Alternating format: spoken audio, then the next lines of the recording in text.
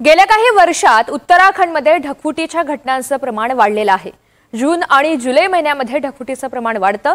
मात्र या दुर्घटनांची कारणं नेमकी काय आहेत आणि ढगफुटी होते कशी जाणून घेऊयात।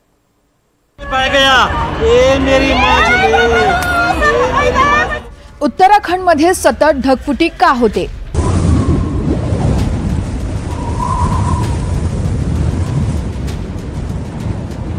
पहाडी क्षेत्रात ढगफुटी होण्याचं कारण काय?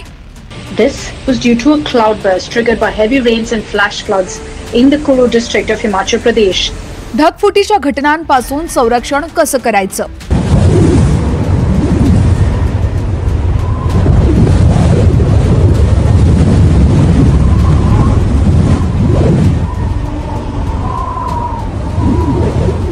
गेल्या काही वर्षात देशातील उत्तरेकडच्या राज्यांमध्ये ढगफुटीचं प्रमाण वाढलंय।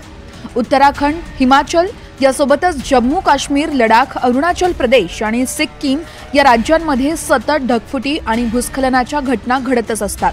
ढगफुटीच्या प्रलयात नद्यांना महापूर येतात। पाण्याच्या रौद्र प्रवाहात जे येईल ते वाहून जातं। रस्ते वाहून जातात। गावाच्या गावं मातीच्या ढिगाऱ्याखाली फसतात। या सगळ्या नैसर्गिक आपत्तीचं एकच कारण असतं, ते म्हणजे ढगफुटी। पण ही ढगफुटी नेमकी कशी घडते समजून घेऊया। ढगफुटी म्हणजे क्षमतेपेक्षा अधिकचा पाऊस। ढगफुटीलाच आभाळ फाटणं असंही म्हटलं जातं। एखाद्या लहान क्षेत्रामध्ये कमी वेळात मुसळधार पाऊस पडतो। साधारण एका तासात 100 मिलीमीटर पाऊस पडला तर त्याला ढगफुटी म्हणतात। जेव्हा ढगांमध्ये जास्त आर्द्रता असते तेव्हा ते खूप जड होतात। अशा वेळेस डोंगर आडवे आल्यामुळे त्यांना दाब सहन होत नाही आणि एकाच वेळेस पाण्याचा साठा डोंगरांवर कोसळतो। एरवी पडणाऱ्या पावसाच्या थेंबापेक्षा ढगफुटीचा मारा जास्त असतो। जमिनीला पाणी शोषून घेण्याची संधी मिळत नाही, त्यामुळे वाट मिळेल तिकडे पाणी वाहत जातं। सोबत मार्गात जे अडथळे येतील ते पाण्यासोबत वाहत जातात। एरोसोल लोडिंग, एरोसोल म्हणजे आपल्याला याला मराठीत काय म्हणता येईल की अतिसूक्ष्म कण असं म्हणा, अतिसूक्ष्म कण म्हणता येतील। आणि ह्याच्यामधले विशिष्टपणे कार्बन ब्लॅक म्हणजे जे काळ्या रंगाचे अतिसूक्ष्म कण असतात, जे ज्वलनातनं बाहेर पडतात, गाड्यांच्या एक्झॉस्ट मधनं पडतात, स्टबल बर्निंग मधनं पडतात, हे खूप काळ हवेत राहतात आणि हे जर गरम जास्ती होतात तर ह्याच्यामुळे आजूबाजूचं भौतिक म्हणजे आपण ज्याला मायक्रो क्लायमेट म्हणतो हे टेम्परेचर वाढू शकतं।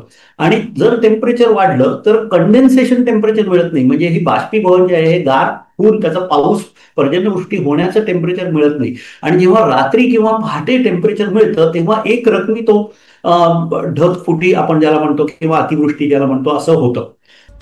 दरवर्षी मान्सून अरबी समुद्र आणि बंगालच्या उपसागरामधून हिमालयाच्या दिशेने प्रवास करतो। हिमालयापर्यंत पोहोचेपर्यंत ढगांची आर्द्रता वाढत असते। बऱ्याचदा ते उत्तराखंड, हिमाचल, काश्मीरच्या डोंगरांमध्येच कोसळतात। पण हल्ली अशा ढगफुटीच्या घटनांचं प्रमाण वाढलंय, त्यामुळे अशा दुर्घटनांमधून स्वतःला कसं वाचवायचं याची माहिती असायला हवी आहे।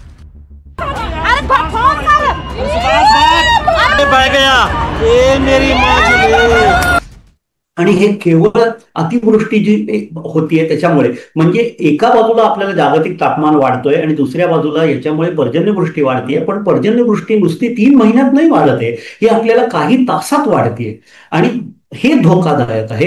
हे धोकादायक फक्त हिमालयात नाहीये, पण जवळजवळ द्वीपकल्पावरती, भारताच्या पेनिन्सुलर इंडियावरती, वेस्टर्न घाट्स, ईस्टर्न घाट्स या सगळ्या पर्वतरांगांवरती हे ऍप्लिकेबल आहे।